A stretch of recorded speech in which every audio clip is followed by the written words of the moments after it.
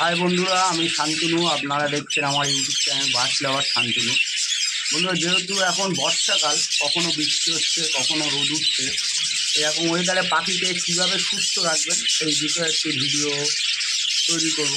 আশা করছি ভিডিওটা পুরোপুরি দেখলে আপনাদেরও অল্প কিছু হলেও উপকারে আসবে।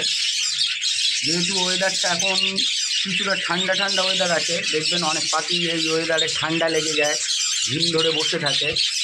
কীভাবে কী করলে পাখি সুস্থ থাকবে, চলুন সেই বিষয়ে ভিডিওটা শুরু করি। আমিও এইগুলো ইউজ করি, সেগুলো আপনাদেরকে বলবো। চলুন ভিডিওটা শুরু করা যাক।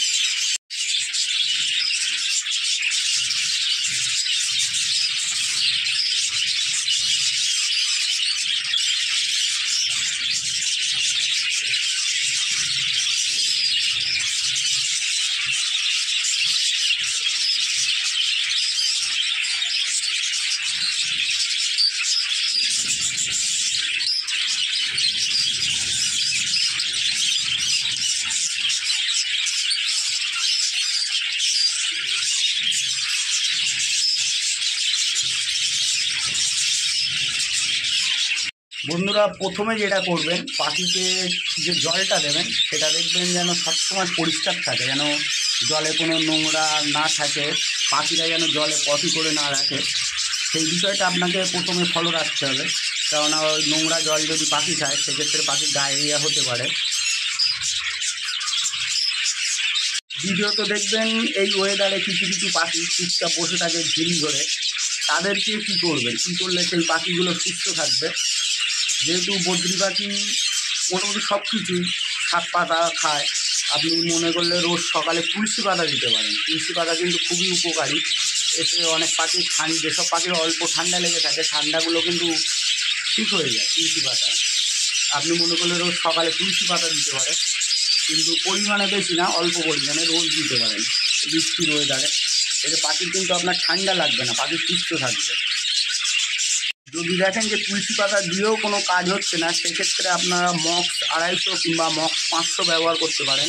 ওটাও কিন্তু খুব ভালো ওষুধ। পাখি ঠান্ডা লাগলে মক্স খাওয়ালে কিন্তু পাখি অনেক সুস্থ হয়ে যায়। আর দ্বিতীয়ত বন্ধুরা, অনেকে পাখি সব ফুড দেয়, আমিও আগে দিতাম ছোলা, তরকার ডাল।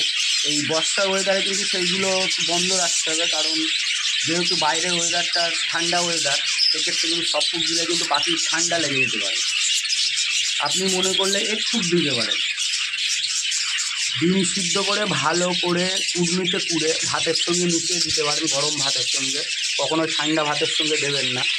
এতে পাখি একটু খেলে অনেকটা সুস্থ থাকে, এটা আপনারা দিতে পারেন।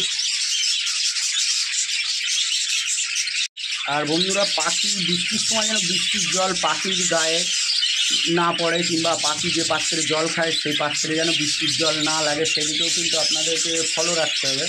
আর পাখির ঘর অবশ্যই সবসময় ঢেকে রাখতে হবে। দেখুন আমার ঘরটা দেখাচ্ছি আপনাদেরকে, আমার ঘর কিন্তু সবসময় ঢাকা এই বৃষ্টির ওয়েদারে।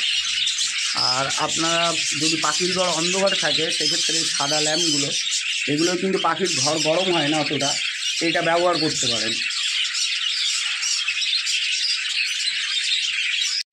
বন্ধুরা, এই ভিডিওটা এই পর্যন্ত। যদি ভিডিওটা ভালো লাগে অবশ্যই আমার চ্যানেলটিকে লাইক করবেন, ভিডিওটিকে লাইক করবেন, চ্যানেলটিকে সাবস্ক্রাইব করবেন।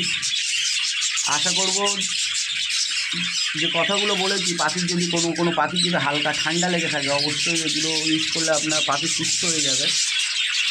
আর আগের দিন দেখিয়েছিলাম আমার কলোনিতে কিছু কিছু হাঁড়িতে ডিম, আমি কাল চেক করে দেখলাম প্রত্যেকটা হাঁড়িতেই কিন্তু আমার পাখি ডিম পেয়েছে। সেটা আমি নেক্সট ভিডিও আপনাদেরকে দেখাবো।